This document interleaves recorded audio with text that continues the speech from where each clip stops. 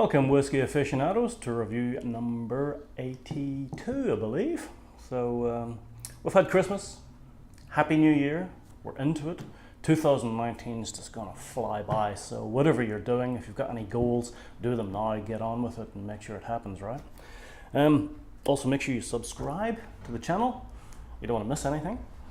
And as promised, we're having a look at Thomson's Distillers Reserve. It's a local distillery out in Riverhead, owned by Matthew and Rachel Thomson. I had the pleasure to visit the distillery quite recently with Ash Palmer, a friend of mine, and a few others. And yeah, it was very, very good. It was an open day cellar. Got to see the still, the old hand-beaten copper still. Got to see the new still and the operation of how it works. And you know, they're doing things right. They're actually they're trying very hard. It's a micro still, if you like. You know, there is a limited capacity.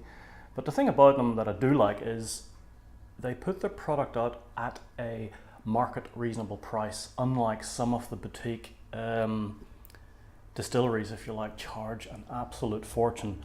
These guys, they don't, you know. This is the Distillers Reserve, which is slightly higher than some of the other ones. It was about 125. I got it at the open day. So it's very good. I'll just show you the bottle. You can see that.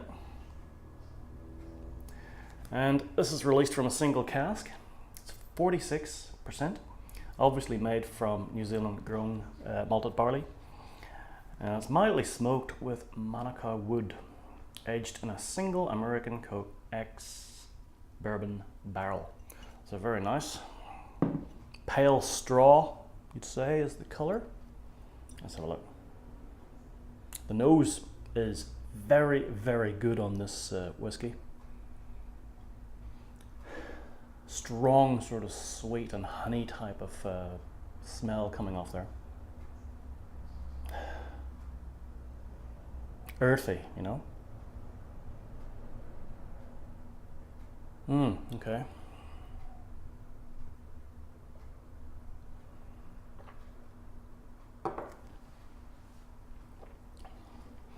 First thing that hits you is the sweetness and the very, very light, just light hint of smoke. It's very, very nice. There's a very soft sort of spiciness that comes onto the palate. And you definitely do get that Manuka smoke, but it is subtle.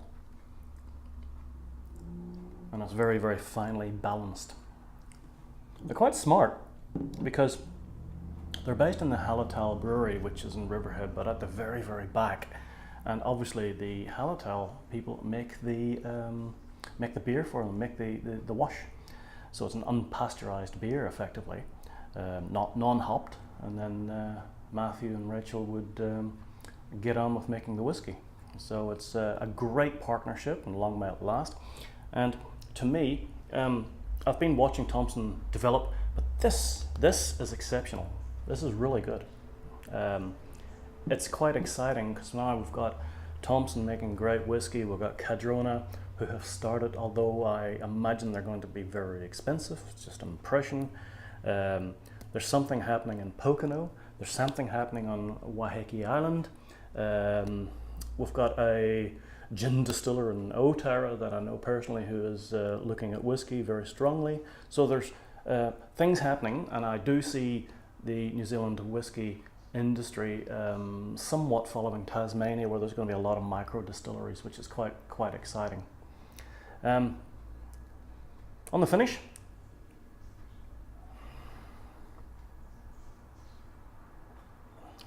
it's medium, and towards the end maybe a little dry. There's a dryness that comes in, which is not a bad thing. You just need to have another one, right? Support New Zealand whiskey when you can, guys. We do need to support them because it's a tough industry, right? And you know, they're putting a lot of money in there before they can get any back. So Thomson Whiskey, support them. They're very, very good. And yeah, 87 out of 100 for that. It's really, really nice. Well done, guys. Now, next, in 83, we're going to have a look at Breckenridge Bourbon, which is slightly different. I don't do a lot of bourbons, but that's at 43%. And will be very interesting. So make sure you subscribe. Check you in the next one. Till then, sláinte.